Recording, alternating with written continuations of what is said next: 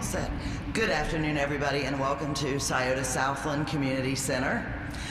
We thank you all for coming. My name is Becky Walcott, and I am a community leader in Scioto Southland community. And you know, I walked into this center back in the 70s as a young girl. It was then named Indian Mound, and it was all the excitement. We quickly outgrew that center, so to have what we have today is such a gift. The center opened up, or I should say construction ended, and we opened in March of 2020. I think we all remember March of 2020. So you can just imagine. But under the leadership of our phenomenal center manager, Mr. Sean Ballard, we are so busy and so crowded, and we absolutely love it. The families have enjoyed this center immensely. I can't begin to tell you how much community it has created. We're seeing all generations. You know, we come in here and it's our neighbors, our friends, our seniors, our children, our preschoolers. Another fabulous thing that the center's been able to offer to our charter schools and other organizations, we have literally right now going on in the building, we have therapeutic art. And so Sean and his team have reached out to so many organizations in the center to utilize our facility during the day when most families are at work and at school.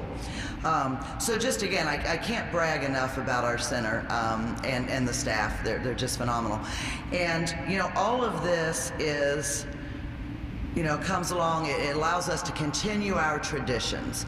So next Tuesday, we're going to have our annual fall event. We're going to do trunk or treat.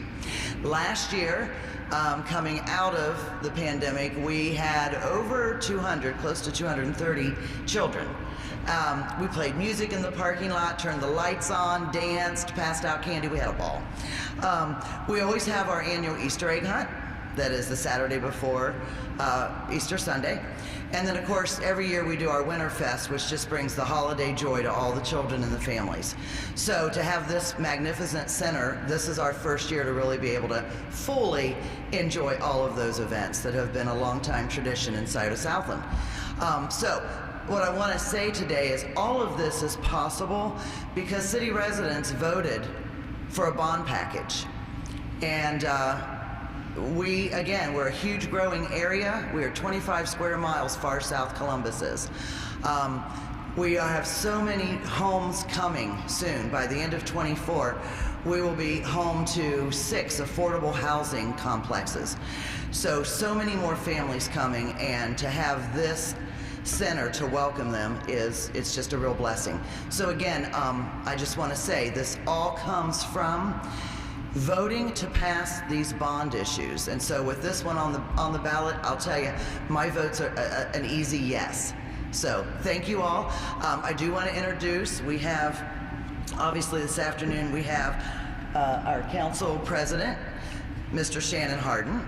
We have the director of Rec and Parks, Bernita Reese, and then of course, our Mayor Ginther is going to speak next, and I think he'll take it from here. So, but again, welcome everybody. We so appreciate you all coming, and please vote for those bond packages. Thank you. Thank you, Becky. Appreciate you. Thank you, Becky, and I want to thank Director Reese and the entire team. The staff here, you guys are the best, and so proud of the great work you do every day on behalf here of the city. To Council President Hardin and all of City Council, mayors can propose whatever they want. But the legislative branch is why we have this package on the ballot and why we're able to continue to invest in neighborhoods throughout the city. Talitha Pugh and all her colleagues on the Recreation and Parks Commission, thanks for your service. And Becky, quite honestly, we wouldn't be here today without your advocacy. I remember early on in my tenure and even the latter part of the Coleman administration, you made it perfectly clear on the people of this neighborhood that they deserved this center. And we're so glad it's being activated by children, seniors, folks from around the community, a place where folks can gather, get to know each other, and build those relationships. We know that great neighborhoods are what make up great cities, and our Recreation and Parks Department has a critical role to play in that.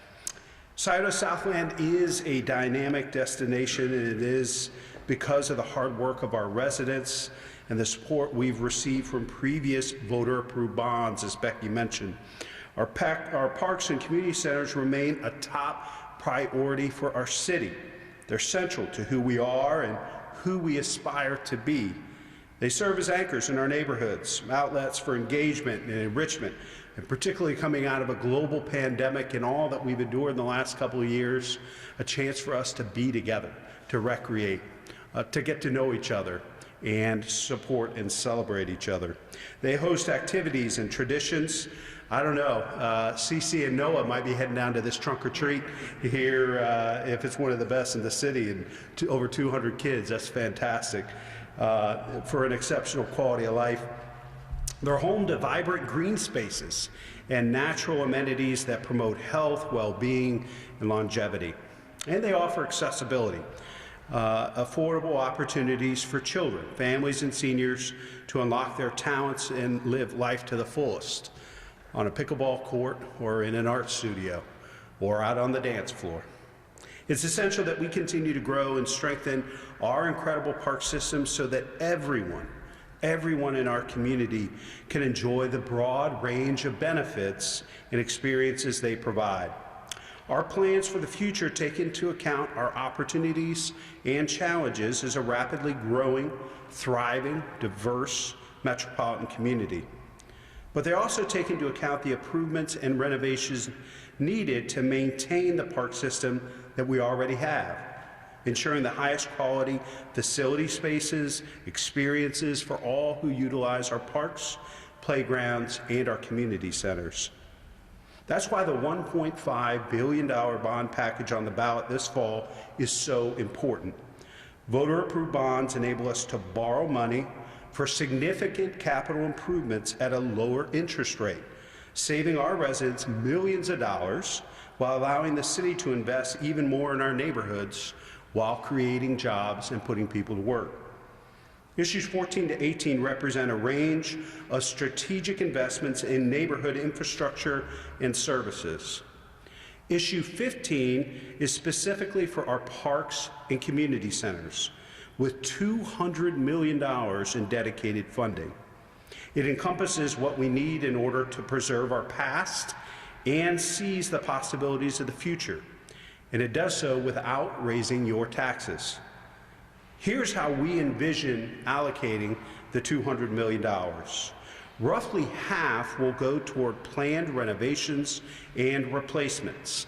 This includes playgrounds, parks, forestry and parks equipment, HVAC, and energy efficiency improvements.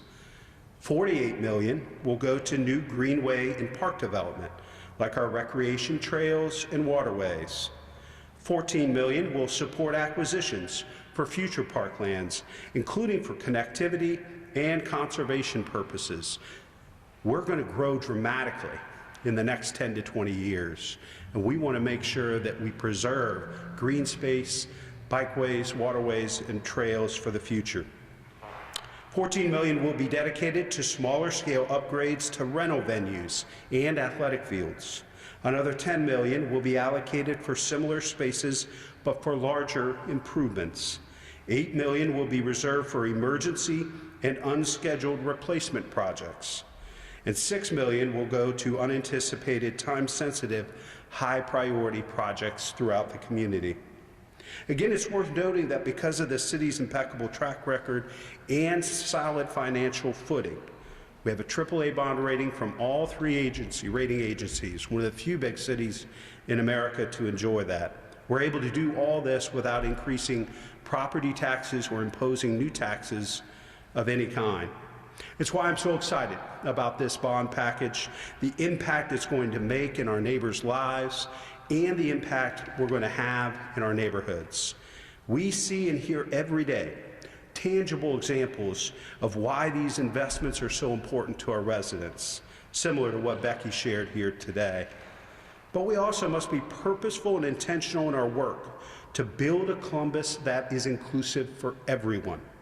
I'm confident that with good information and good education, our voters, as they have for decades, will show up at the polls and move us ever closer in the right direction. None of this would be possible without the partnership and support of our colleagues at Columbus City Council. To tell us more about what they're hearing from residents and to echo why these investments are so important to Council, please welcome Council President Shannon Hardin. Well, thank you, Mayor. Thank you for your leadership when we started these discussions regarding putting forth a bond package and the necessity for our council to move this forward to you, to our voters. We talked about places like Scioto South, about this very rec center and the opportunities that we could use to bring communities together. And so that's what this whole conversation is about. Certainly to Director Reese, to Ms. Becky Walcott, to Vice President Pugh, we're just grateful to be in partnership with you as we serve our residents. I'd also like to thank, as Ms. Becky keeps on telling me, keeps whispering in my ear, she said that she even put a little threat out there. She said, I told Director Reese that if you mess with Sean, take him away from this center, that I'll get you. So to Sean, thank you for serving our residents so well. We're very grateful for that service. I often say that what we build, the physical spaces that we inhabit as a community, those are the reflection of our values. This community center here on the South Parsons is that reflection of those values. And I think there's no better place to look for our values than our parks. The Recreation and Parks Department is a model of what government should strive for and should be for our community. So what are parks? They are the places that are open to everyone.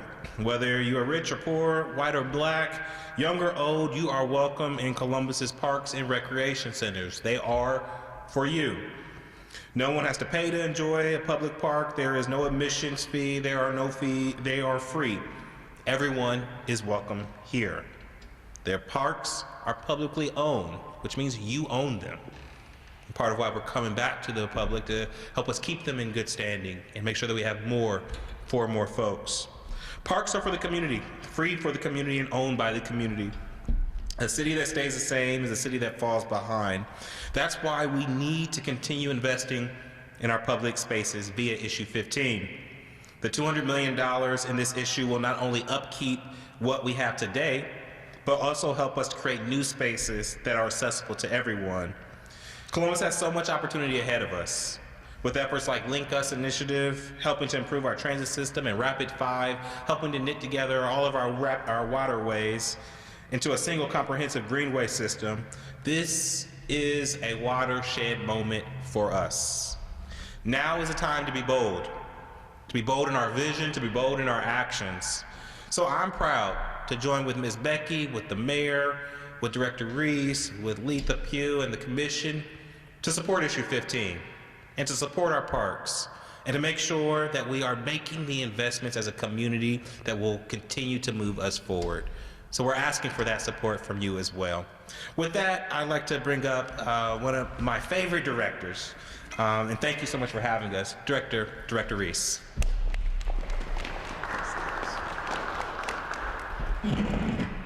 Thank you, President Hardin. Mayor Ginther, it is a delight to be here on the south side of town. As everyone has spoken about the center manager here, Mr. Ballard, I say thank you to the staff and to all of you, because it takes one team to complete everything that's being done. You know, when we think about our residents and what our residents deserve and what we offer, our team works hard, not just here, but at the 28 centers that we have throughout this city. They work hard to maintain and enhance the recreation facilities we currently have. You know, as we talk about facilities, we have more than 400 parks, 170 plus playgrounds, and over 230 miles of trails. So if you haven't hit any, hit them today. This is sunshine today. Not to mention our athletic complexes, golf courses, and our pools. But it can be difficult to stay ahead of the evolving needs for our residents. as we plan for future growth. That's why we rely on bond issues to enhance our funding. Columbus residents have a long history of supporting recreation services in our community, and we look for that support on a daily basis because it makes a real difference today, and it will make a difference in the future. We want to just talk about a few examples of what has happened with previous bonds. The new Linden Community Center, which opened in 2021, doubled the size of the important hub for connections through recreation and even health care with a medical center inside. The gymnasium, elevated indoor track, fitness center, game room, teaching kitchen, music studio, and more serve as a place for residents to stay active and become connected. And the 19.5-acre park's fishing pond is just a delight for not just young children, but for adults too, as they take part in that pond every day. This was a $27 million investment that has improved the health and well-being of the community in just a few short months. The second project is the renovation of the Franklin Park Adventure Center in Near East Columbus. Expands the recreation opportunities for people with disabilities. As I had a chance to go over the other day, and they were practicing wheelchair basketball. These are just a few of the things that are taking place. So if you haven't been over, go over and see wheelchair fencing, wheelchair basketball, wheelchair hockey, blind soccer, blind hockey, blind archery. These are some of the things that are taking place at the Adventure Center. That Adventure Center meets the specific needs of that population. This was a $3.2 million investment, and that only taps the beginning of what makes a difference in a person's life with disabilities. John Burroughs Park, located at the Greater Hilltop, serves as one of the few public park spaces. It serves about 6,000 residents, completed just a few months ago. This is a park that's suitable for children and adults seeking a safe place for play, physical fitness, and community gatherings. This $400,000 investment gave residents access to things that are critically important to the everyday connectivity of how we manage physical and mental health in the aftermath of a pandemic. Located in East Columbus, the Alum Creek Trail, Johnstown Road Connector Project connected the East Columbus Crum Park neighborhood to the Alum Creek Trail.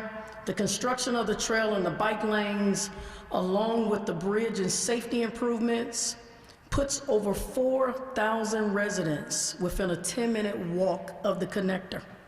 This $2.3 million investment also opened access to more than 126 miles of regional trail network. These are just a few of the projects that we've made possible, thanks to our residents and the support that you all have given us in our last bond package. The passage of Issue 15 will enable Columbus Recreation and Parks to continue to enhance and add to many great facilities and trail systems. Residents, we want you to enjoy this every day, not only during our summer months, but in our fall months and in our spring months, and also in our winter months. That's why we have that indoor trail. This is something that we know you deserve, and we look to serve you every day with better facilities. At this time, I'm grateful to have our Vice President, who is over our commission, and that is Ms. Letha Pugh.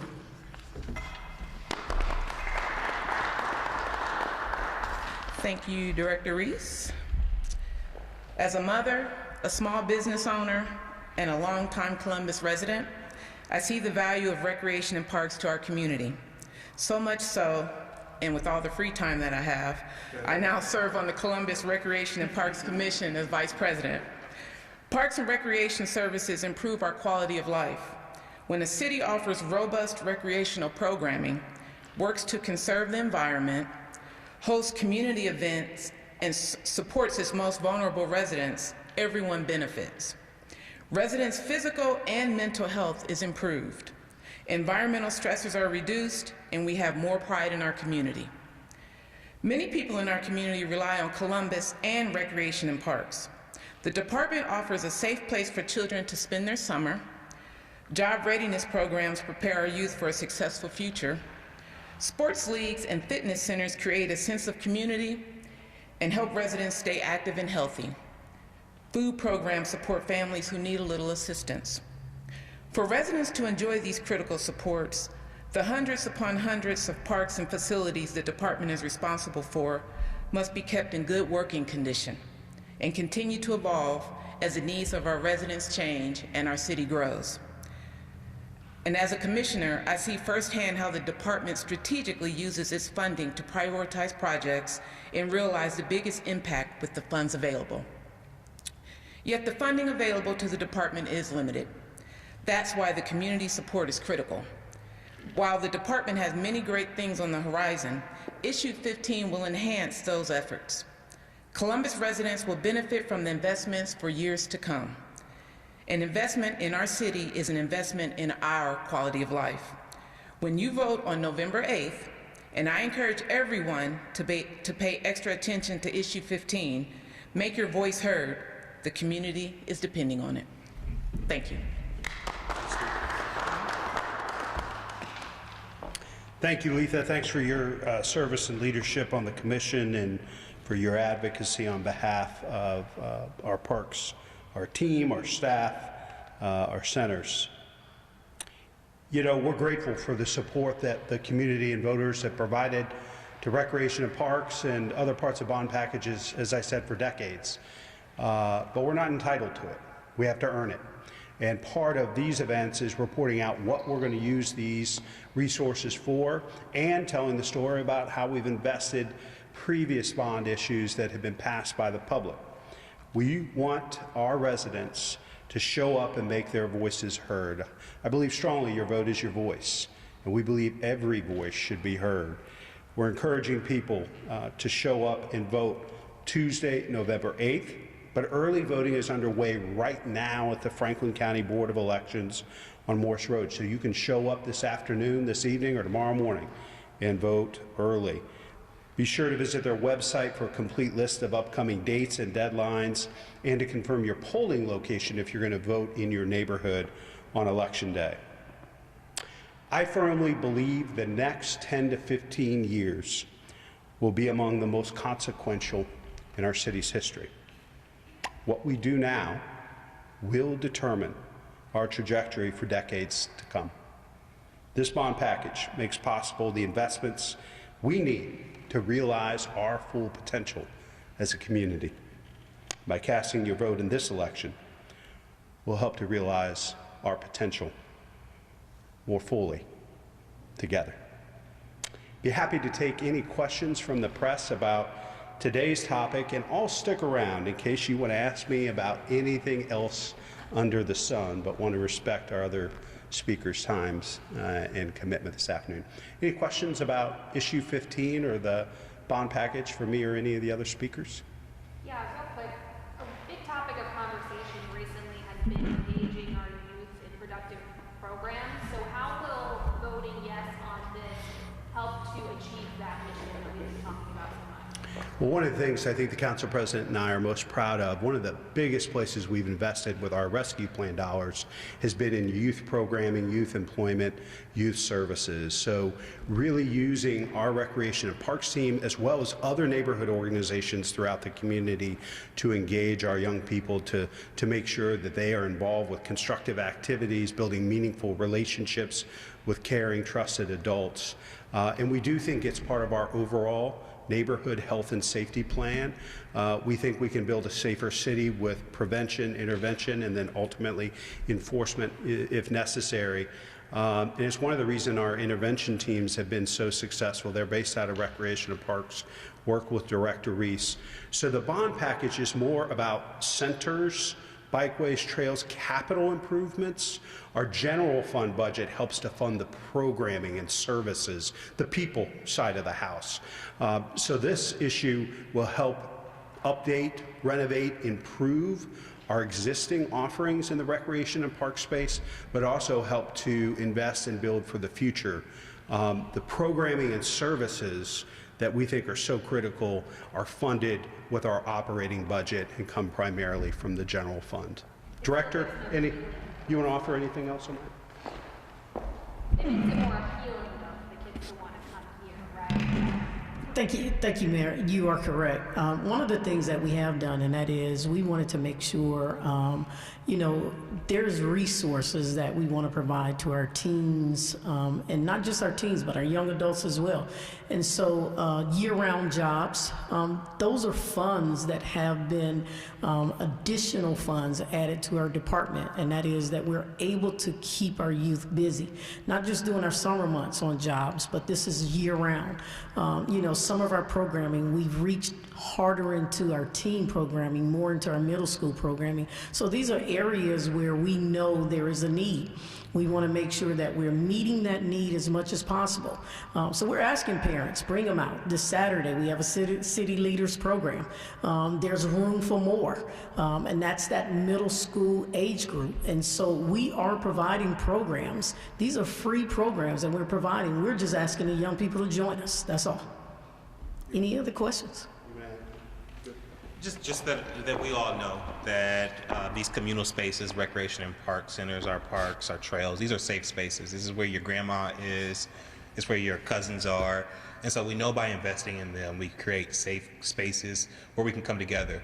And so issue 15 on the ballot is critically important as we make sure that those communal spaces are there, that they are clean, that they are improved, so that we can all come together.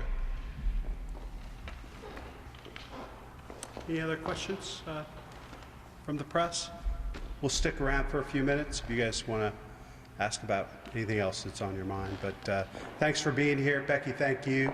And thanks for sharing the message.